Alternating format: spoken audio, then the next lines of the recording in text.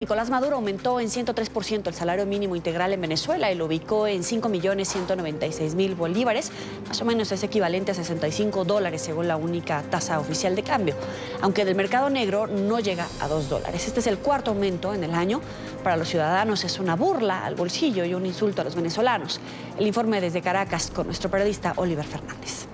Con este sueldo mínimo, frente a la canasta básica familiar que supera los 220 millones de bolívares, es imposible que un trabajador cubra sus necesidades básicas. Luego de un mes de trabajo, esto es lo que puede comprar. Ingresamos a este automercado de la capital venezolana. Con el sueldo mínimo decretado por el gobierno de Nicolás Maduro, este miércoles solo usted puede comprar estos tres productos que está viendo acá. Una mantequilla, una leche y 2 chuletas de cochino. Como la misión del hambre, así calificaron los ciudadanos este cuarto aumento del año. ¿Tú crees que esto es justo? ¿Ah? Aquí nunca se hacía cola para comprar nada, mi hermano. Nunca. Aquí usted iba para el barrio y compraba una harina pan. ¿Ah? En la bodeguita. ¿Ah? ¿Cómo es posible que un huevo, te esté costando ya casi 150.000 bolívares, ¿vale? Es justo eso. Ahora las gallinas paran en la clínica Mendeguimón. ¿Ah? ¿Tú crees que eso es justo? Eso no es justo, mi hermano. Y ellos criando misiones. Esta es la misión del hambre. Aquellos que en algún momento creyeron en la llamada revolución, hoy extrañan a la tan criticada Cuarta República. Según ellos decían que en la Cuarta República se comía perrarina. Jamás en mi vida yo comí perrarina. Se perdía de todo. No comíamos sardina, no comíamos patepollo. La alita, no comíamos alita. Nada de esas cosas. Ahorita estamos comiendo hasta la uña del pollo. Algunos ciudadanos señalan que ante la amenaza del régimen, la respuesta es el miedo. Es una burla al pueblo. El miedo nos arropa. Porque si sales a la calle a pelear, te meten preso. O te matan.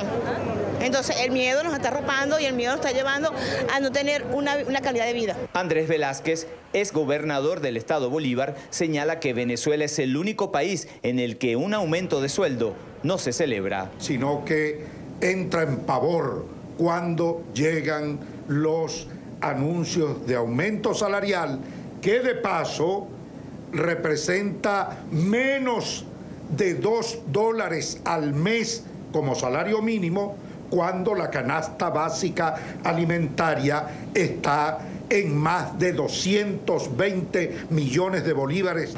Representantes del partido La Causa R llaman a los venezolanos a un gran paro nacional. Consideran que mientras permanezca el presidente Nicolás Maduro en el poder, Venezuela seguirá hundida en la miseria.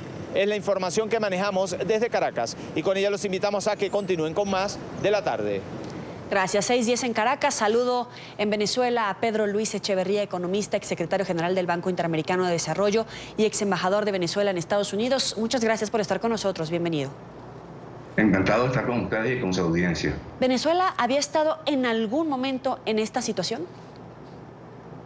No, esta es una situación inédita para el país. Nunca habíamos vivido una situación tal como esta, ni aún en la etapa que caían los precios del petróleo de una manera estrepitosa como ocurrió en el pasado.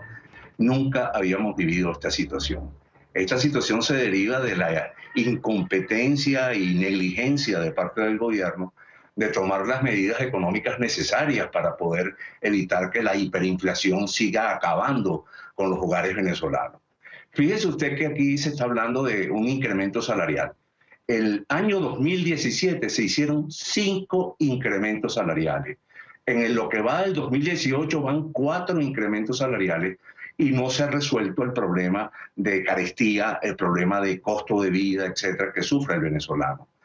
Entre otras cosas, esto es consecuencia de que el gobierno tiene la visión equivocada de que con los aumentos de sueldo va a poder abatir a la inflación. Y eso es una absoluta mentira y una absoluta falta de visión de parte del gobierno, porque en definitiva los aumentos salariales deberían venir acompañados de otras medidas.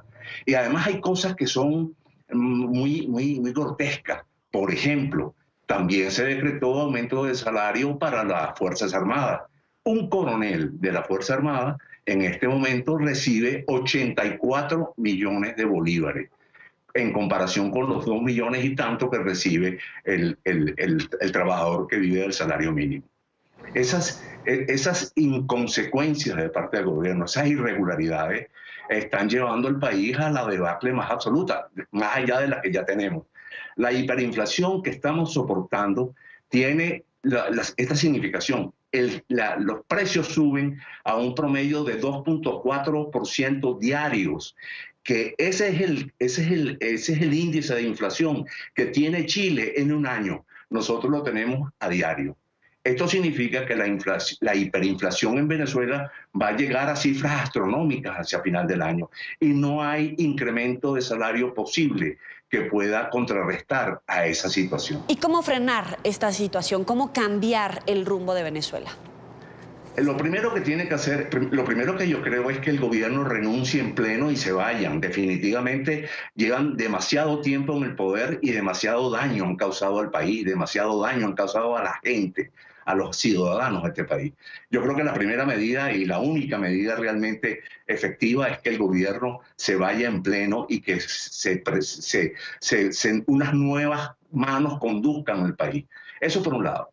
Por el otro lado, el gobierno tiene una política de emitir dinero inorgánico sistemáticamente. En consecuencia, crea una masa monetaria en manos del público que presiona los precios, presiona a la compra de dólares en el mercado paralelo, etc. Por ejemplo, este incremento salarial que ha decretado el gobierno afecta, es una especie de gasolina para el proceso inflacionario. Porque por un lado genera un mayor poder de compra en manos del público que van a ir con más capacidad frente a una cantidad de bienes muy escasa, o sea, más cantidad de dinero persiguiendo menos bienes, por una parte. Pero por el otro lado, las empresas donde esta gente que recibe el salario mínimo trabaja, también va a tener incrementos en sus costos. Y eso obviamente que ha de reflejarse en la estructura de costos y en la estructura de precios que esas empresas tendrán hacia el futuro inmediato. O sea que hay un doble efecto que lo que hace es incrementar la inflación.